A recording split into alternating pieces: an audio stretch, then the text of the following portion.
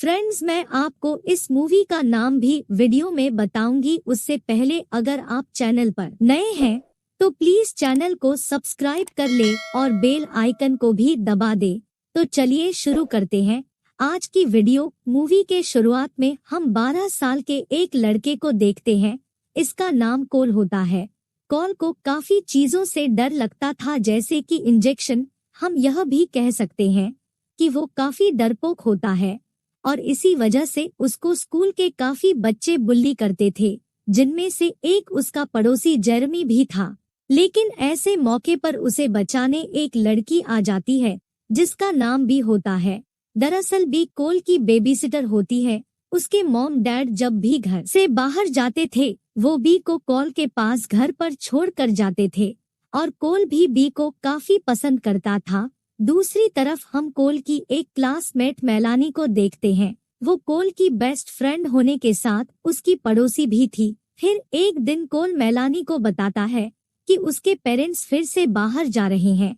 शायद वो पलंग तोड़ करने के लिए बाहर जाते हैं। तो मेलानी उसे कहती है कि वो तो ये सब घर पर ही कर सकते हैं और ये सब तो तुम्हारी बेबीसिटर भी करती होगी। तो कोल उसे कहता है कि वो ऐसी नहीं है, जिस पर वो कोल से कहती है कि बेबीसिटर ऐसा ही करती है। वो रात में बच्चों को सुलाकर अपने बॉयफ्रेंड को घर बुलाती है और उसके घोड़े की सवारी करती है। अगर यकीन नहीं तो आज रात को देख लेना। तो कोल डिसाइड करता है कि आज रात को जाग कर वो बी पर नजर रखेगा। फिर घर आने पर दोनों साथ में डिनर करते हैं और फिर दोनों मूवी देखने लगते हैं। फिर रात के 11 बजे कोल के सोने का टाइम हो जाता है। तो सोने से पहले बी कोल को पीने के लिए ड्रिंक देती है ताकि उसे नींद आ जाए। लेकिन कोल उस ड्रिंक को नहीं पीता और उसे फेंक देता है और नींद आने का नाटक करता है।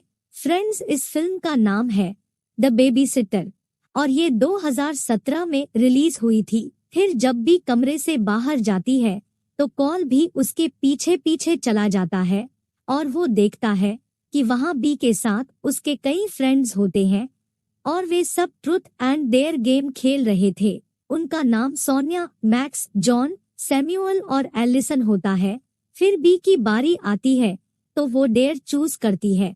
तो मैक्स उसे सबको किस करने को कहता है। फिर वो एक एक कर सबके पास जाकर उन्हें किस करती है।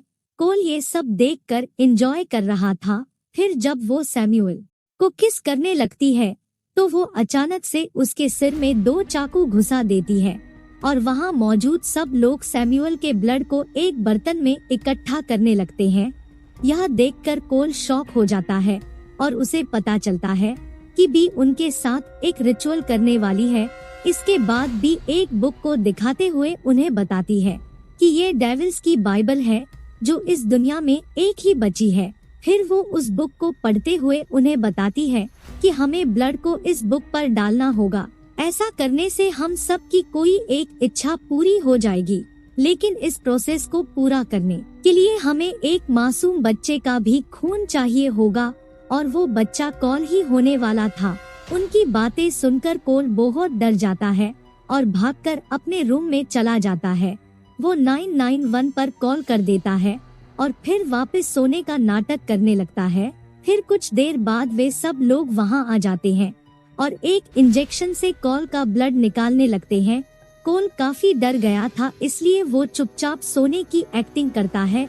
दरअसल बी ने कोल के ड्रिंक में दवाई मिला दी थी ताकि वो कुछ घंटे के लिए सोता रहे, लेकिन कोल ने वो ड्रिंक नहीं पी। फिर ब्लड लेने के बाद वे सब वापस नीचे चले जाते हैं। उनके जाने के बाद कोल वहाँ से भागने की प्लानिंग करता है और वो कुछ कपड़ों को बांधकर खिड़की से नीचे लटका देता है। वो भागने ही वाला था कि तभी भी वहाँ आ जाती है और ब्लड निकलने की वजह से कोल बेहोश हो जाता है। फिर जब उसे होश आता है तो वो एक चेयर से बंधा हुआ होता है। उसके सामने भी और उसके सारे फ्रेंड्स मौजूद होते हैं। वो उनके सामने अनजान बनने की कोशिश करता है कि जैसे उसने कुछ भी नहीं देखा, लेकिन बी उसके झूठ को पकड़ लेती है। वो उसे कहती है कि हम ये सब साइंस के लिए कर रहे थे। कोल कुछ देर तक उन्हें बातों में उलझाए रखता है। तभी वहाँ पुलिस आ जाती है। फिर जब पुलिस वाले अंदर आते हैं तो मैक्स एक पुलिस वाले को मार देता है। तभी उस पुलिस वाले की पिस्तौल से गोली चल जाती है और वो गोली एलिसन को लग जाती है, फिर भी उस दूसरे पुलिस वाले को भी मार डालती है। अब दोनों पुलिस वाले मारे जा चुके थे और मैक्स उनके वॉकी टॉकी से रिप्लाई कर देता है कि यहाँ सब कुछ ठीक है। तभी मौका पाकर कॉल वहाँ से भाग जाता है और वो वापस ऊपर वाले कमरे में चला जाता है। जॉन उसके पीछे पीछे जाता है, लेकिन तभी उसका पैर फिसल जाता है और वो नीचे जा गिरता है, जिससे उसकी मौके पर ही मौत हो जाती है।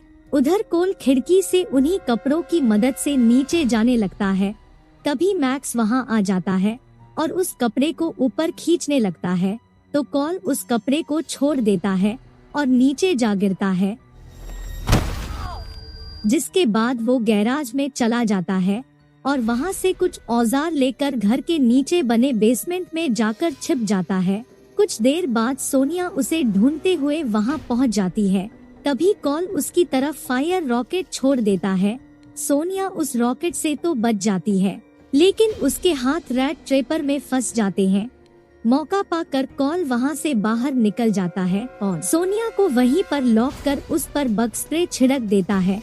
रॉकेट की आग और बग स्प्रे के आपस में मिलने से एक जोरदार ब्लास्ट होता है, जिसमें सोनिया मारी जाती है और कोल दूर जाकर गिरता है। ब्लास्ट की आवाज सुनकर मैक्स वहां आ जाता है। कोल उससे बचने के लिए भागने लगता है, लेकिन मैक्स उसे पकड़ लेता है।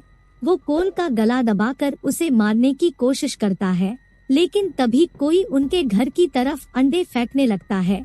मैक्स के पूछने पर कॉल उसे बताता है कि वो उनका पड़ोसी जेरेमी है, जो उसे चिढ़ाने के लिए अक्सर ऐसा करता है। तो मैक्स उसे कहता है कि तुम जाओ और उसे मारो, वरना वो हमेशा तुम्हें सताता रहेगा।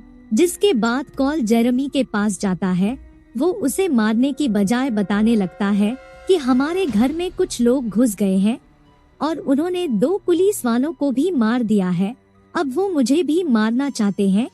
लेकिन जेरेमी को उसकी बातों पर यकीन नहीं होता और वो उसका मजाक उड़ाते हुए वहाँ से चला जाता है। उसके चले जाने के बाद मैक्स उसके पास चला आता है।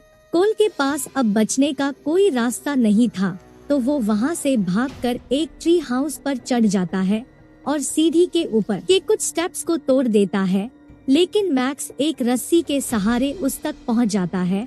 वो कोल को नीचे फेंकने लगता है कि तभी ट्री हाउस का फ्लोर मैक्स के वजन से टूट जाता है और वही रस्सी मैक्स के गले में जा फंसती है, जिससे मैक्स को फांसी लग जाती है और उसकी मौत हो जाती है। तभी भी कोल पर गन से गोलियां चलाने लगती है, तो वो वहां से भागते हुए अपनी पड़ोसी मेलानी के घर पहुंच जाता है। बी भी उसका पीछा करते हुए वहां चली आती है और वो कॉल को ढूंढने लगती है। कॉल और मेलानी बाथरूम में जाकर छुप जाते हैं, जिसके बाद वो दोनों वहां पर चौंच लड़ाने लगते हैं और कोल को पता चलता है कि मेलानी उससे प्यार करती है। तो वो मेलानी से पुलिस को कॉल करने के लिए कहता है और उसकी जान बचाने के लिए वहां से बाहर चला जाता है। बाहर आकर वो चिल्लाते हुए बी को आवाज लगाता है और वापस अपने घर में चला जाता है। वो देखता है कि चेयर पर एलिसन मरी हुई पड़ी है। फिर उसे वो रिचुअल बुक मिलती है, तो वो उसे पढ़ने लगता है। तभी अचानक से एलिसन उस पर हमला कर देती है, तो कॉल उससे बचने की कोशिश करता है, लेकिन तभी एलिसन के हाथ में एक चाकू आ जाता है। अब एलिसन चाकू से उस पर अटैक करने ही वाली थी कि तभी पीछे से बी गन से उसके सर को उड़ा देती है।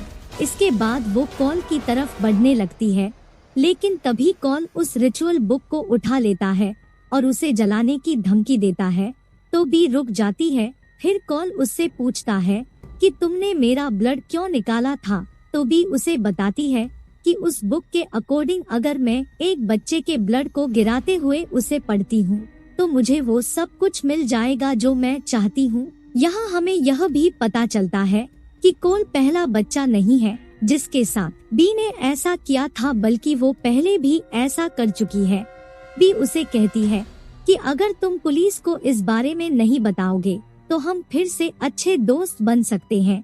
वो अपनी बातों से कॉल को फुसलाने लगती है लेकिन कोल उसकी बातों में नहीं आता और वो उस बुक में आग लगा देता है। बी आग को बुझाने की कोशिश करने लगती है और कोल वहाँ से बाहर की तरफ चला जाता है। बाहर आकर वो मेलानी के डैड की गाड़ी स्टार्ट करता है और उसे तेजी से भगाते हुए अपने घर में घुसा देता है, जिससे भी गाड़ी के नीचे दब जाती है और उसकी मौत हो जाती है। कुछ देर बाद पुलिस वहां आ जाती है। मेलानी के डैड अपनी गाड़ी के लिए बहुत गुस्सा होते हैं। फिर कोल के मॉम डैड भी वहां पर आ जाते हैं। वो कोल से पूछते हैं कि यहाँ क्या हुआ था, लेकिन कोल उन्हें कहता है कि अब मुझे किसी बेबी सिटर की जरूरत नहीं है, क्योंकि अब उसने अपने डर पर कंट्रोल कर लिया था। इसके बाद एक फायर फाइटर घर के अंदर आता है और हम देखते हैं कि बी कार के नीचे नहीं होती। तभी वो पीछे से अचानक उस फायर फाइटर पर अटैक कर देती है और यहीं पर फिल्म खत्म हो जाती है।